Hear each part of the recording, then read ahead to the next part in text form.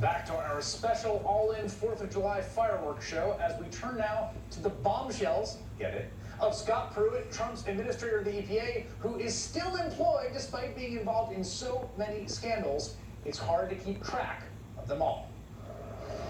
EPA Administrator Scott Pruitt has spent more than 58,000 taxpayer dollars on non-commercial flights. Pruitt also gave himself, and listen to this, an 18-person, 24/7 security detail at a cost of more than $830,000 in just 3 months. Pruitt used public money to have his office swept for hidden listening devices and bought sophisticated biometric locks for additional security.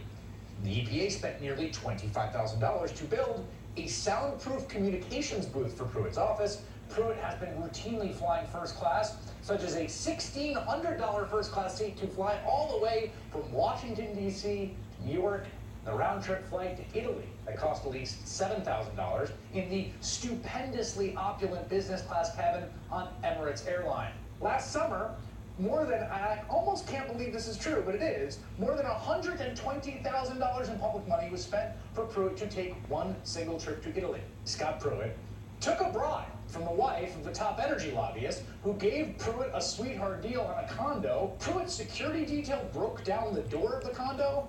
When it was believed Pruitt was unconscious and needed to be rescued, he was reportedly discovered waking up from a nap. Scott Pruitt lied to Congress about using private email.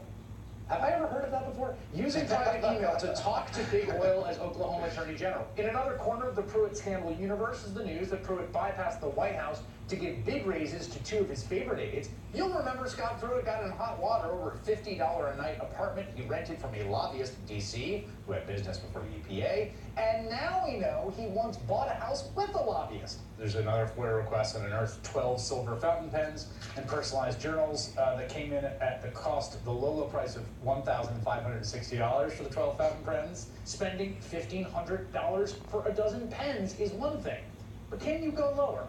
How about, I don't know, getting a government employee to try to buy you a used mattress from Donald Trump? Scott Pruitt enlisted an EPA aide to help his wife find a job with Chick-fil-A. Pruitt directed agents of his security detail to drive him to multiple locations in search of a particular lotion on offer at Ritz-Carlton hotels. That must be some special lotion. In the wake of one of those scandals, I spoke last month to 2 of the top reporters on the Scott Pruitt beat, Eric Lipton of the New York Times and Elena Plott of the Atlantic. It was Elena Plott, you might recall, who, while in the course of doing her job, was called a piece of trash by the EPA spokesman. What happened in this phone call in which you were told that you were garbage? Well, as one does when you're a reporter, you get a tip, you confirm it, and then you call a spokesperson asking for comment. And instead of getting a comment, I was told I was a piece of trash. So there you have it. I know I haven't been doing this very long, but I have to believe that relations between the press corps and flax throughout an administration haven't always been this acrimonious. You were just calling to confirm this set of facts, right? I just want to be clear here. Like, it was you heard that someone resigned, you called to say, did this person resign, and you were told that you're a piece of trash. Exactly. All right, Eric, what is going on over there?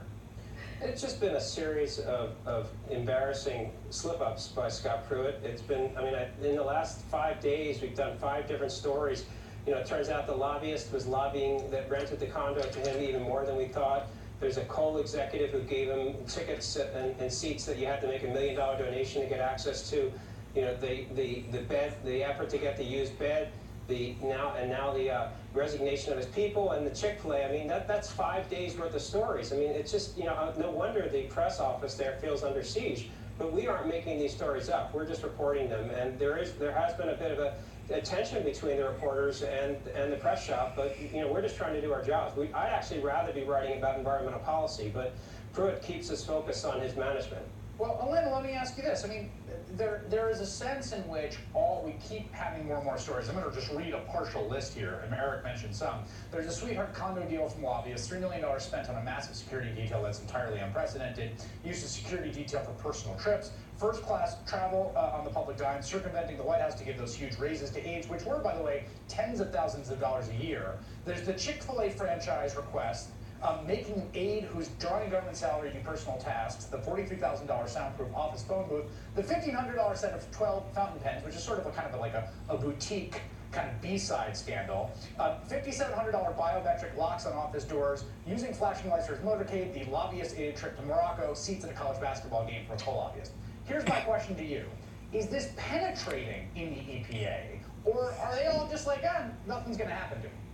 Well, I think what EPA aides have learned that they can do quite well, and the same goes for Administrator Pruitt, the cover-up is almost always worse than the crime in these cases. I wrote the story about the 2 raises given to both Sarah Greenwald and Mellon Hub, and what congressional investigators ended up asking about was not the raises themselves, but whether Pruitt had lied about it. So I think, as you aptly noted, a lot of these are kind of B-side scandals, things that in past administrations, had they happen, I have to wonder if the administrator or secretary in whatever department would have just apologized and we would have forgotten about it the next day.